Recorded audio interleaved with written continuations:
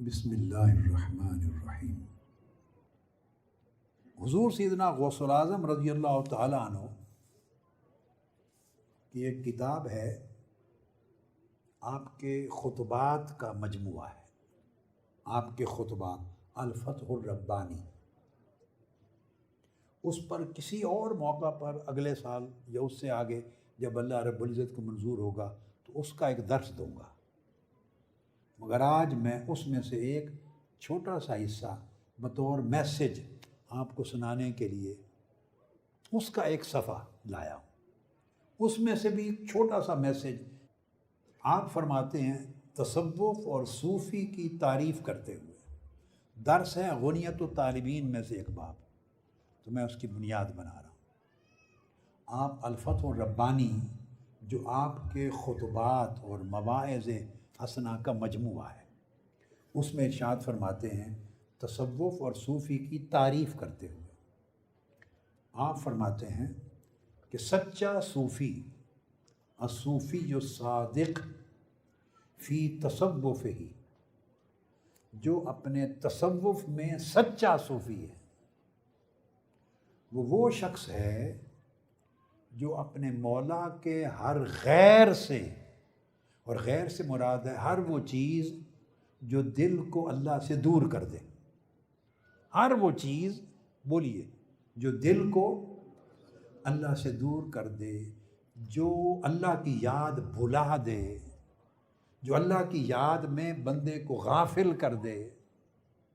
جو اللہ سے دور کر دے، ہر وہ چیز جو اللہ سے دور کر دے وہ غیر ہے، اور ہر وہ چیز جو اللہ کے قریب کر دے وہ اللہ کی غیر نہیں ہے۔ غیر کی ایک خاص تعریف ہے، ایک تو تعریف اعتقادی اور کلامی نوعیت کی ہے،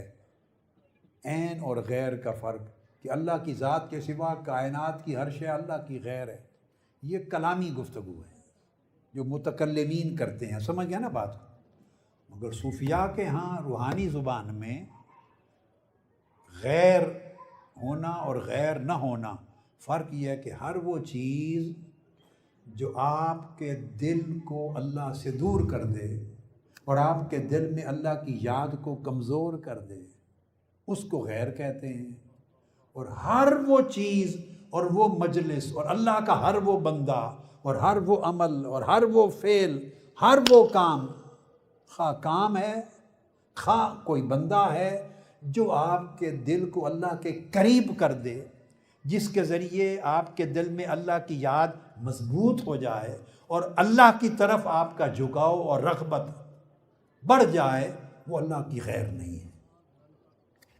یہ ہے غیر اور غیر نہ ہونے کا فرق۔ جب لوگ مناظرانہ مجادلانہ زندگی میں ہوتے ہیں وہ اور معنوں میں چلتے ہیں، سمجھ گیا نا بات۔ حضور سیدنا غوث العظم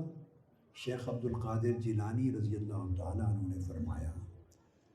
سچا صوفی وہ ہے اپنے تصوف میں کہ جو اللہ کے ہر غیر سے دل کو صاف کر دے، یعنی کوئی ایسی چیز اپنے دل میں نہ رہنے دے جو اللہ کی یاد کو کمزور کر دے اور اللہ سے دور کر دے۔ اب آپ سمجھتے آئیں گے اور خود اپلائی کرتے چلے جائیں گے کہ ہماری مجالس محافل، خواہ وہ میلاد پاک ہے یا 11ویں شریف ہے یا اولیاء و صالحین کے عرس ہیں یا ان کی محفلیں ہیں یا ان کے ذکر کی مجلسیں ہیں، جو چاہیں عنوان دے دیں، مگر اس کا لب لباب اور نچوڑ یہ ہے کہ ساری مجالس کا اور محافل کا اور کاوشوں کا اور جمع ہونے کا، اجتماع کا حاصل اور حصول یہ ہونا چاہیے کہ آپ کے دل اللہ کے قریب ہو جائے، اور وہ جو دوری اللہ سے پیدا ہو گئی تھی، خواہ نفس کی وجہ سے، خواہ دنیا کے اثرات کی وجہ سے، خواہ شیطانی اثرات کی وجہ سے، خواہ ہوا و ہوس کی وجہ سے، خواہ بیوی بچوں اور مال و دولت و روزگار کمانے کی مصروفیات کی وجہ سے، حرص و لالچ کی وجہ سے، تکبر کی وجہ سے، کسی بھی سبب سے جو دل اللہ سے دور ہو گیا تھا جو دل اللہ سے دور ہو گیا تھا، وہ مجلس، وہ صحبت، وہ زیارت اور وہ ملاقات خیر پر مبنی ہے جو کچھ نہ کچھ حد تک آپ کے دل کو پھر اللہ کے قریب کر دے، اور آپ فیل کریں اللہ کی یاد۔ ایک موقع پر آپ نے صحابہ کرام سے پوچھا کہ تمہیں یہ نہ بتا دوں کہ اچھے جلساء کون ہیں، یعنی کن کی مجلس میں بیٹھنا اچھا ہے؟ بولیے، کن لوگوں کی مجلس اور صحبت میں بیٹھنا اچھا ہے؟ صحابہ کرام نے عرض کیا یا رسول اللہ فرمائیے، ایو جلسائنا خیر، کن کی مجلس میں بیٹھنا اچھا ہے؟ فرمایا ان کی مجلس میں بیٹھنا اچھا ہے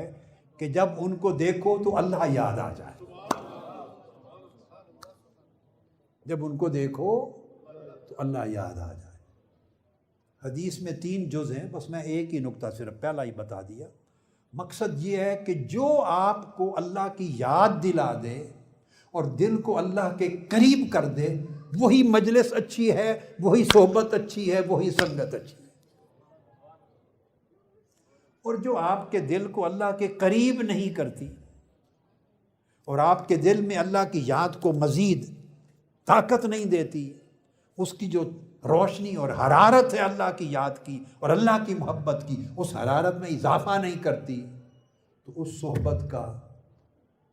نہ آخرت میں فائدہ نہ یہاں فائدہ۔ باقی دنیاوی کام کاج کے لیے جائز ہے، مگر چاہیں کہ اس سے دین کو تقویت ملے، فائدہ نہیں۔ تو حضور سیدنا غوث الاعظم رضی اللہ تعالیٰ عنہ نے فرمایا کہ سچا وہ ہے جو اپنے دل سے غیر کو نکال دے، اور غیر کو نکال دینے کا مطلب ہے وہ جو فاصلہ زیادہ ہو گیا تھا اس کے دل میں اور اس کے مولا میں، وہ جتنا بھی ممکن ہو اس فاصلے کو کم کر دے، اللہ کی یاد کا غلبہ دل پر زیادہ ہو جائے۔ ایک آگے جن کلمات کی وجہ سے میں نے یہ پیراگراف چنا، آگے وہ آ رہا ہے، اور آپ فرماتے ہیں وَهَذَا شَيْءٌ لَا يَجِيءُ بِتَغْيِيرِ الْخِرَقِ، فرمایا یہ وہ چیز ہے کہ لباس، جبے، کبے، امامے، وضع قطع، خرقے، ان کے بدلنے اور لباس کو مختلف طریقے کے پہننے سے یہ چیزیں حاصل نہیں ہوتی۔ ہمارا سارا فوکس ان چیزوں پر ہے، بولیے ہے یا نہیں؟ ہم لباس کو دیکھ کر اس کے دل کے حال کو سمجھنے کی کوشش کرتے ہیں کہ یہ اللہ کے کتنے قریب ہے، یہ کتنا بڑا عالم ہے، اس کے لباس سے وضع کرتے ہیں، اس کی وضع قطع کو دیکھ کر تعین کرتے ہیں۔ کیوں؟ ہم رسموں میں پڑ گئے اور حقیقتوں سے دور ہو گئے۔ سمجھ آئی ہے بات؟ پھر آپ فرماتے ہیں وَتَصْفِيرِ الْوُجُوهِ، کچھ لوگ ظاہری ریاضت، محنت، عبادت، روزے رکھ کے اپنے چہروں کو زرد کر لیں گے، تو فرمایا چہرے کسی کے زرد ہو جائیں تو اس سے بھی یہ صفا نصیب نہیں ہوتا۔ لباس مختلف طرح کے خرقے پہن لیں، خرقے، جبے اور امامے، اس سے بھی یہ چیز نصیب نہیں ہوتی۔ اور فرمایا چہرے اگر تمہارے ریاضت اور مشقتوں سے زرد ہو جائیں تو چہروں کی زردی سے بھی یہ حال نصیب نہیں ہوتا۔ وَجَمْعِ الْأَكْتَافِ، اور کچھ لوگ اپنے اوپر ایک رکت اور خشیت کی کیفیت طاری کرتے ہیں اور کندھوں کو اس طرح آپس میں اکٹھا کرتے ہیں جیسے اللہ کا بڑا خوف اس پہ آ گیا ہے، بڑی اللہ کی خشیت ہے یہ بندہ، اس کے دل میں اللہ کی بڑی کی خشیت کے اثرات ہیں۔ فرمایا کندھے ہلانے آگے پیچھے کرنے سے بھی صفائے قلب نصیب نہیں ہوتی۔ یہ حضور سیدنا غوث الاعظم شیخ عبد القادر جیلانی رضی اللہ تعالیٰ عنہ کے الفاظ سنا رہا ہوں۔ اور فرمایا وَلَقْلَقَتِ اللِّسَانِ بِحِکایاتِ الصالحین، فرمایا بہت سے لوگ اولیاء اور صالحین کے واقعات اور ان کی حکایات کو یاد کر لیں گے اور یاد کر کے زبان چلانے کے بڑے ماہر ہوں گے۔ فرمایا اولیاء اور اللہ والوں کی حکایتیں بیان کرنے میں زبان کے چلانے سے بھی کوئی صفائے قلب نہیں ہوتی، لقلقۃ اللسان کا، بڑی زبان چلانے سے لوگ بڑی بڑی باتیں ازبر کر لیتے ہیں، اولیاء کے کلمات یاد کر لیتے ہیں، صوفیاء کی زبان جملے یاد کر لیتے ہیں، ایسے جملے جس سے سننے والے کو رقت پیدا ہو، ایسے جملے اور کلمات جس سے ایسی خشیت ظاہر ہو، اس کو لقلقۃ اللسان کا، زبان بڑی چلاتے ہیں۔ فرمایا زبان چلانے سے حال نہیں بدلتے۔ اس کے بعد فرمایا وَتَحْرِيكِ الْأَصَابِعِ بِالتَّسْبِيحِ وَالتَّحْلِيلِ، اور فرمایا یہاں تک کثرت کے ساتھ ورد وظیفے کرنے اور تسبیح تعلیل میں انگلیاں چلانے سے بھی یہ صفائے قلب نصیب نہیں ہوتی، کہ بندے بڑے ورد کرے، وظیفے کرے اور ایسے انگلیاں بہت چلائے اور تسبیحاں دانے من کے پھینکے چلائے۔ فرمایا نہ لقلقۃ اللسان سے صفائے قلب نصیب ہوتا ہے، نہ تحریک الاصابع بالتسبیح والتحلیل سے نصیب ہوتا ہے۔ کیوں؟ یہ فرمایا اگر روح نہ ہو تو یہ سب دکھاوے کی چیزیں ہیں، اگر روح نہ ہو تو سب، یعنی آپ سب کچھ کیے جا رہے ہیں اور دل آپ کا دنیا پرست ہے، دل کی آنکھیں مال پر لگی ہیں، دل کی آنکھیں دنیا پہ لگی ہیں، دل کی آنکھیں شہرت پہ جمی ہوئی ہیں، دل کی آنکھیں لوگوں میں مقبول ہونے پہ جمی ہیں، دل کی آنکھوں میں ساری رعونت تکبر خود پسندی ہے، دل کا حال تباہ ہے، اوپر سے ساری کیفیات اپنے اوپر طاری کر رکھی ہیں۔ فرمایا ایسی کیفیتیں طاری کرنے سے صفائے قلب نصیب نہیں ہوتا۔ یہ پوری نفی فرما دی، نفی فرما کے اب فرمایا حاصل کیسے ہوتا ہے صفائے قلب؟ فرمایا انما یجیء بالصدق فی طلب الحق، یہ جو دل کی صفا ہے، صفائی دل کی، وہ ان تمام چیزوں میں، یہ رسمیں ہر مذہب میں آپ کو ملیں گی، مسلمانوں میں بھی ملیں گی، آپ سمجھے، ہندوؤں کے ہاں مندروں میں چلے جائیں یہ کام وہاں کرنے والے بھی ملیں گے، سکھوں کے پاس چلے جائیں ان کے ٹیمپلز میں، گردواروں میں ایسے کام کرنے والے وہاں بھی ملیں گے، کرسچنز میں، مسیحیوں کے پاس چلے جائیں چرچوں میں ان کے ہاں بھی ایسے کرنے والے ملیں گے، اور یہود کے ہاں بھی ایسے ہوتے تھے۔ یعنی یہ جو ظاہری جن چیزوں کا بیان کیا یہ آپ کو ہر مذہب اور ہر ملت میں ملے گا۔ تو رسوم سے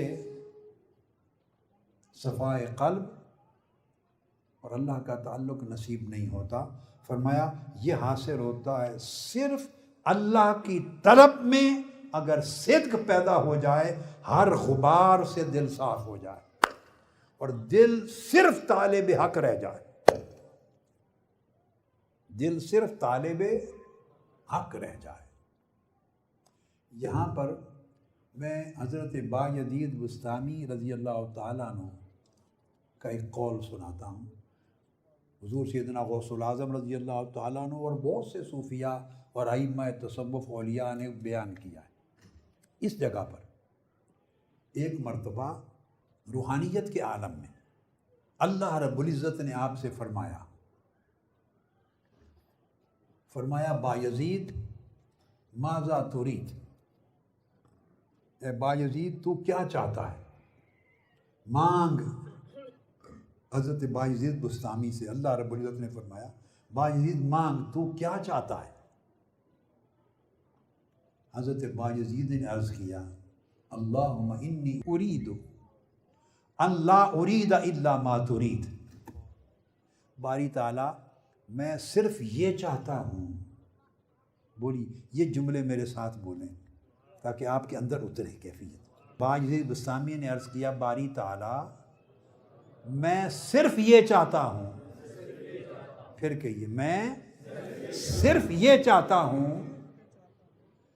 کہ کچھ بھی نہ چاہوں سوائے اس کے جو تو چاہے۔ پھر میں باری تعالیٰ میں صرف یہ چاہتا ہوں کہ کچھ بھی نہ چاہوں بس جو تو چاہے وہی چاہوں، تیرے چاہنے کے سوا کچھ بھی نہ چاہوں۔ جب طلب حق میں صدق ایسا پیدا کرنے پر آپ محنت کرتے ہیں، فوکس کرتے ہیں، ایفرٹ کرتے ہیں، تو آپ ہیں صحیح صوفیہ اور اولیاء کی راہ پہ چل پڑے۔ باقی آپ کو تسبیح، وظائف، تسبیح، ذکر، اذکار، اگر یہ نہیں لک لکا لسان، زبان، چرب زبانی، اردو میں اس کو چرب زبانی کہتے ہیں، باقی ساری چیزیں چیپٹر کلوز ہیں، وہ سب دکھلاوا ہے،